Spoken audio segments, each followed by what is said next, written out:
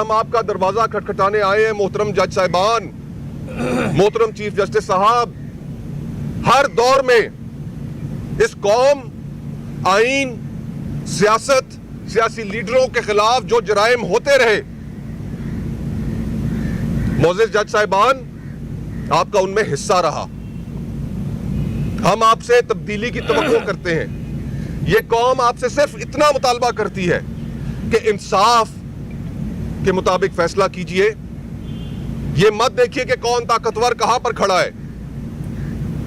आज हम आप ही के दिफा के लिए, ये जिस 26वीं आईनी तरमीम ने अदलिया की आजादी का गला घोंटा है, हम आज आप ही की दिफा के लिए ये चीजें एजिटेट कर रहे हैं। तो किबला मोअज़्ज़िज़ जज साहिबान जागिए और इस रविश को बदलिए कि हर जुर्म में आप शरीक होते हैं। प्रैक्टिस एंड प्रोसीजर कमेटी का मकसद क्या था? वो किस माहौल में प्रैक्टिस एंड प्रोसीजर कमेटी का कानून बनाया गया? वो उस माहौल में बनाया गया कि जहां पर फर्द वाहिद का जो ओहदा था, चीफ जस्टिस ऑफ पाकिस्तान का जो ओहदा था, वो पाकिस्तान की तारीख में और खुसूसन पिछली 2 दहाइयों में हमने देखा कि वो किस तरीके से केसेस की फिक्सिंग, बेंच फिक्सिंग में वो ओहदा डायरेक्टली इन्वॉल्व था। और हमारी इस मुल्क में जो पस पर्दा कुव्वतें हैं, वो इस ताकत के जरिए वो बेंच की फॉर्मेशंस कंट्रोल करती थी, जिसके अंदर कोई इंसाफ का ताल्लुक नहीं था।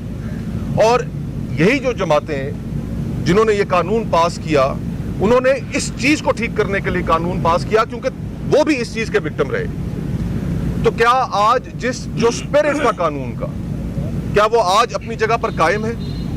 क्या वो स्पिरिट कि जिसके अंदर ये फैसला किया गया था कि मेजॉरिटी का जो फैसला होगा वो सारों के लिए एक्सेप्टेबल होगा, तो जब चीफ जस्टिस साहब अकलियत में चले गए, अक्सरियत ने एक फैसला कर दिया, तो फिर हम वापस रिवर्ट कर जाएं और उस कानून की नफी कर दें और उन्हीं पसपुर्दा कुव्वतों और ताकतों के हाथ में दोबारा अदलिया का इदारा पकड़ा दें? तो ये सूरत हाल तो किसी भी सूरत पार्लियामेंट की इंटेंशन नहीं थी, लेजिस्लेचर की इंटेंशन नहीं थी।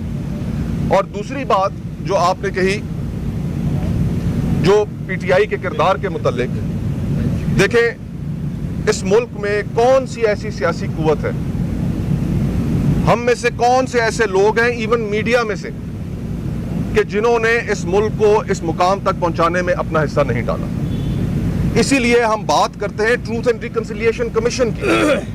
देखिए मेरे बहुत अजीज दोस्त हैं, सारा बड़ा अच्छा ताल्लुक है, मैं अब वो बातें दोहराना नहीं चाहता, लेकिन एक ज़िम्नन आपको इशारा कर देता हूं कि हम भी बड़ा तड़पे अजब करप्शन और गजब कहानियों के प्रोग्रामों से। तो हर किसी ने अपना हिस्सा डाला है। तो इसीलिए हम बात करते हैं कि ट्रूथ एंड रिकंसिलिएशन कमीशन हो, जिसके अंदर तमाम फ्रीकैन, इसमें कोई शक नहीं है कि इस मुल्क को इस मुकाम तक पहुंचाने में सबसे बड़ा किरदार हमारी एस्टैब्लिशमेंट का रहा है, लेकिन पॉन्स और पपेट्स का किरदार अदा करने वालों की भी कमी नहीं रही। हर कोई सामने आए, अपने हिस्से की गलतियों को तस्लीम करे। हम अपने हिस्से की गलतियों को तस्लीम करने के लिए तैयार हैं, और जब तक हम ये अपनी गलतियां तस्लीम नहीं करेंगे, माशरे में से पोलराइजेशन नहीं खत्म होगी और माशरा आगे नहीं बढ़ेगा। सियासी इख्तलाफात हम रखना चाहते हैं, आपकी राय का बहुत एहतराम है, और इंशाअल्लाह हम चाहते ये हैं कि सियासी दुश्मनियां, इदारों के अंदर जो कॉम्प्रोमाइज हो गए इदारे, कि वो सारे अपने आइन के तय करदा असूलों के तहत काम करें और माशरे में से ये पोलराइजेशन खत्म हो।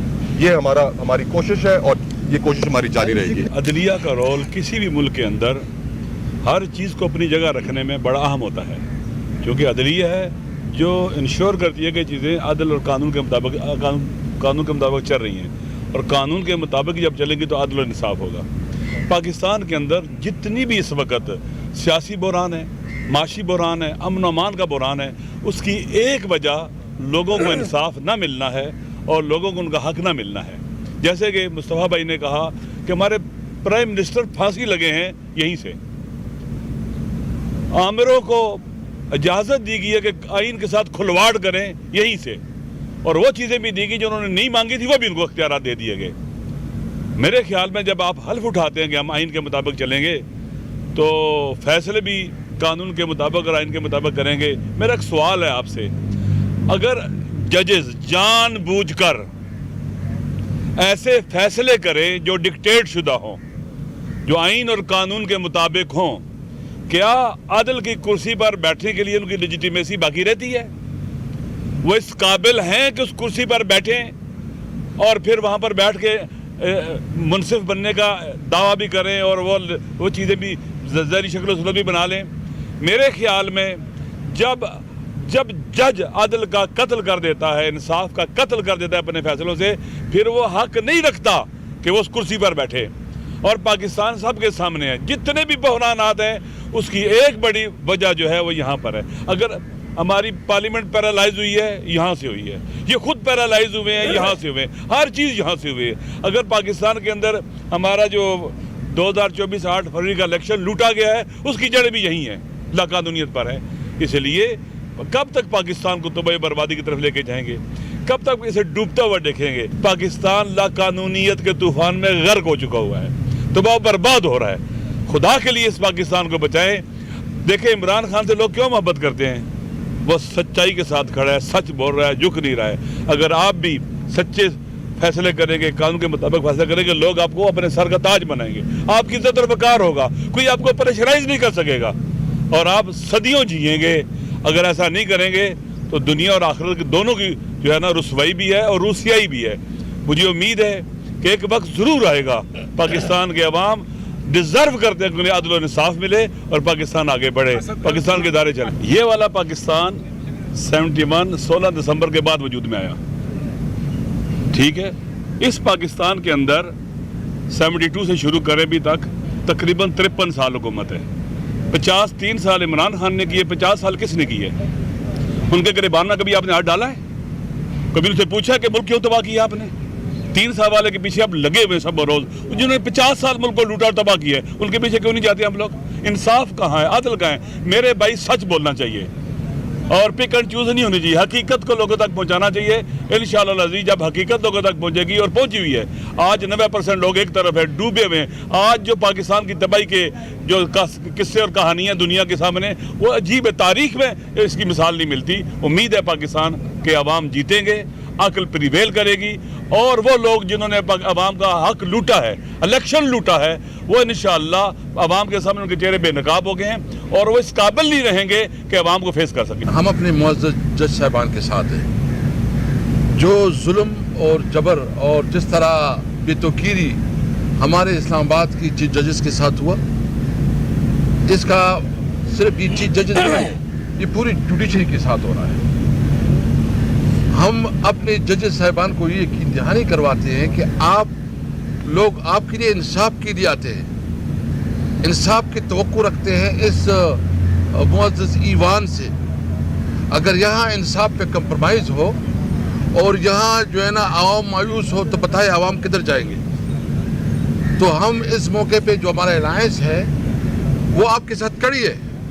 جو آپ کی ڈیوٹی ہے, جو آپ کا حلف ہے, اس کے ساتھ کڑی ہے. ہم کوئی بلیک میلنگ نہیں کر رہے ہیں, ہم صرف انصاف چاہتے ہیں. عمران خان جو اس وقت جیل میں ہے, ہم میرٹ پہ اس کے کیسے چاہتے ہیں, اس کی بیوی یا جو دیگر ہماری قیدی جو اس وقت جیلوں میں ہیں, یا جو ہماری بنیادی قانونی حقوق سلب کی گئی ہیں. آپ سے ہم توقع رکھتے ہیں کہ جہاں عدلیہ آزاد ہوتی ہے وہاں قوم آزاد ہوتی ہے. جس طرح ولسن چرچل نے کہا تھا, پوچھا کہ آیا ہمارے ملک میں عدلیہ آزاد ہے, انصاف ہوتا ہے؟ جب عوام نے کہا کہ انصاف ہوتا ہے تو اس نے کہا ہم شکست نہیں کر سکتے. اس لیے چیف جسٹس صاحب, تمام سپریم کورٹ کے ججز صاحبان, ہم آپ کے ساتھ ہیں آپ کی ڈیوٹی کے لیے. آپ تاریخ میں اپنا کردار ادا کیجئے. خدا نہ خواستہ اگر لوگوں کی توقعات عدالتوں سے ختم ہو گئی تو پھر تو جنگل کا قانون ہوگا, بنانا ریپبلک ہوگا. ہم انشاءاللہ یہ تاریخ آپ کے ساتھ لڑیں گے, انصاف کے لیے, قانون کی حکمرانی کے لیے اور سپرمیسی آف کنسٹیٹیوشن کے لیے. ہم تو عوام ہیں, ہم پولیٹیکل پارٹی ہے.